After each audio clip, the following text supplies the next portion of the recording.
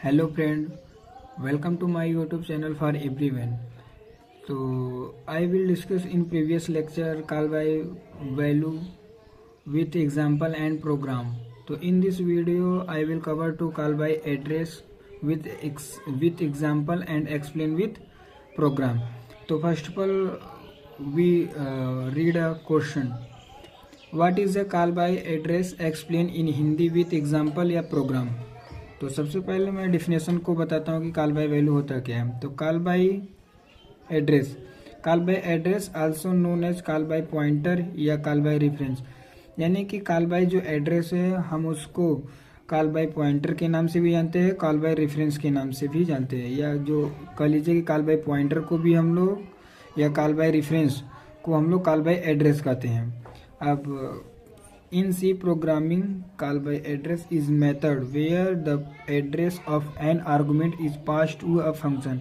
यानी कि इसका कहने का मतलब है कि यदि हम C प्रोग्राम में यदि कॉल बाय एड्रेस या किसी मेथड में, ठीक है, यदि हम एड्रेस या आर्गुमेंट को पास करते हैं किसी फंक्शन के अंदर, ठीक है, तो वो अलाउ करता है, allow the function use directly modify.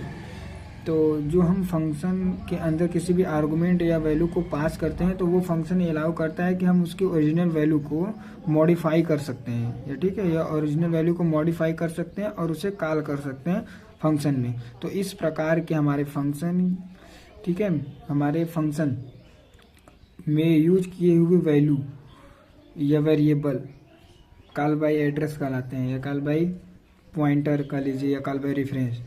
तो सीधे भाषा में कह लीजिए कि ऐसे फंक्शन जिनके अंदर हम लोग वेरिएबल का इस्तेमाल किए हैं और उसे हम लोग मॉडिफाई कर सकते हैं, तो ऐसे फंक्शन को हम लोग कॉल बाय एड्रेस कहते हैं। तो चलिए अब हम लोग एग्जांपल के साथ समझते हैं कि कॉल बाय एड्रेस हमारा कैसे वर्क करता है।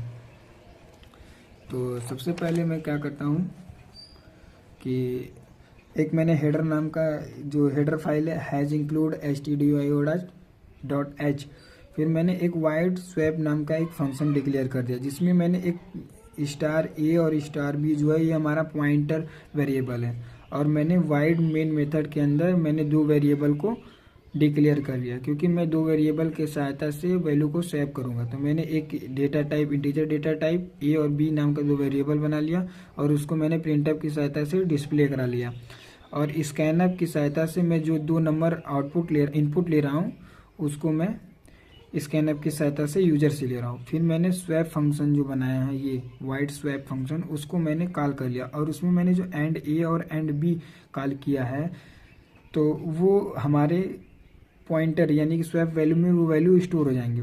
जैसे मान लीजिए अभी मैं लेकर एग्जांपल समझाऊंगा, पहले आप लोग प्रोग्राम देख लीजिए। और जो मैं वैल्यू को कॉल किया और मैंने उसको प्रिंटअप की सहायता से डिस्प्ले करा लिया। अब मैं स्वैप जो मेरा फंक्शन है, अब मैं उसको डिफाइन करता हूँ कि मैंने फंक्शन में क्या क्या है। मैंने जो वाइड स्वैप नाम के मैंने एक इंट टेम्परेचर नाम का वेरिएबल डिक्लेयर कर लिया, ठीक है, वेरिएबल डिक्लेयर कर लिया। फिर मैंने यहाँ पर टेम्प इक्वल टू ए कर दिया, ठीक, फिर ए इक्वल टू बी कर दिया और बी इक्वल टू टेम्प कर लिया। फिर उसके बाद मैंने प्रिंटअप की सहायता से ए और बी जो हमारे पॉइंटर वेरिएबल ए हैं उसको मैंने प्रिंट करा लिया। तो मान लीजिए मैंने कोई इंटर नंबर किया 10 किया और बी किया, तो हमको आउटपुट के रूप में ए इक्वल टू 20 आएगा और बी इक्वल टू 10, और ए इक्वल टू 20 और बी इक्वल टू 10 आएगा, क्योंकि अब देखिए मैंने ए पहले 10 इंटर कराया और 20, तो हमारा स्वैप होकर ए इक्वल टू 20 और बी इक्वल टू 10 आ गया। तो चलिए अब हम लोग देखते हैं कि प्रोग्राम कैसे हमारा वर्क कर रहा है। तो मान लीजिए मैंने ए इक्वल टू यहाँ पर 10 ले लिया और बी इक्वल टू 20 ले लिया, ठीक। अब कह रहा मैंने प्रिंटअप की सहायता से उसको इंटर करा लिया और फिर उसके बाद स्कैनअप जो मैं यूजर से ले लिया। अब मैं जो वैल्यू लिया, ठीक है, उसको मैं कॉल कर लेता हूँ स्वैप फंक्शन में। तो मैंने ए इक्वल टू 10 लिया और बी इक्वल टू 20, तो अब हमारा जो ये फंक्शन है यहाँ पर इंट 10 हो जाएगा ए और इंट बी इक्वल टू 20 हो जाएगा, ठीक।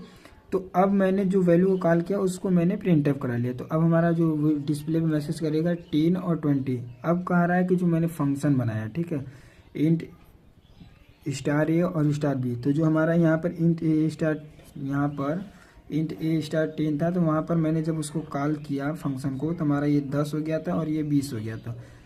तो अब मैं जब फंक्शन को डिफाइन कर रहा हूँ तो मान लीजिए मैंने एक इंट टेम्प नाम का एक डिक्लेयर कर लिया है वेरिएबल को, ठीक है। तो अब मैं जब फंक्शन में दो वैल्यू को स्वैप कर रहा हूँ तो चलिए देखते हो। अब हमारा a इक्वल टू 20 है, b equal to a equal to 10 है, b इक्वल टू 20, ठीक है।